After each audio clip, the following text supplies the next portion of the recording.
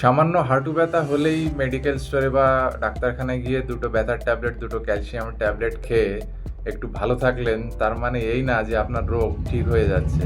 হয়তো আপনি এইটার মাধ্যমে আরো বড় বিপদ ডেকে আনছেন। একটা রিসেন্ট মেডিকেল স্টাডিতে দেখা গেছে হাঁটু ব্যথা আসলে কোনো রোগই না, এটা অন্যান্য রোগের লক্ষণ স্বরূপ প্রকাশ। সাধারণত একটু বেশি হাঁটাচলা করলে বা হাঁটুর উপর ভর দিয়ে অনেক সময় একটু বেশি কাজ করলে হাঁটুতে ব্যথা হয়। সেটা আবার একটু রেস্ট নিলে পরে অটোমেটিক হাঁটুটা আবার নিজে থেকেই সুস্থ হয়ে যায়। ব্যথার ট্যাবলেট খেয়ে ব্যথা চাপিয়ে রেখে আপনি সেই কাজগুলোও করতে পারবেন যেগুলো আপনার করা উচিত না।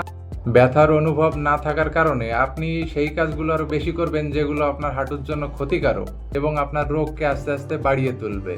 কারণ আপনার তো ব্যথার অনুভূতি থাকবে না। যে সমস্যাটা 2 বছর সময় লাগবে সমস্যায় পরিণত হতে, সেই সমস্যাটা আপনার 6 মাসে পরিণত হয়ে যাবে। যদি আপনার সত্যিকারের হাঁটুতে কোনো সমস্যা হয়ে থাকে তাহলে কি করবেন?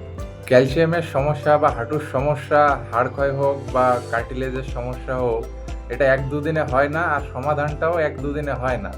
তাই একজন অর্থোপেডিক ডাক্তারকে দেখিয়ে তার পরামর্শ অনুযায়ী এক্সরে বা যেটা প্রয়োজন সেটা করিয়ে তারপরে দীর্ঘদিন ওষুধ খেতে হয়।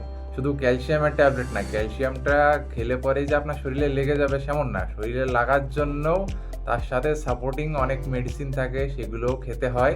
তাই অযথা ব্যথার ট্যাবলেট খাবেন না।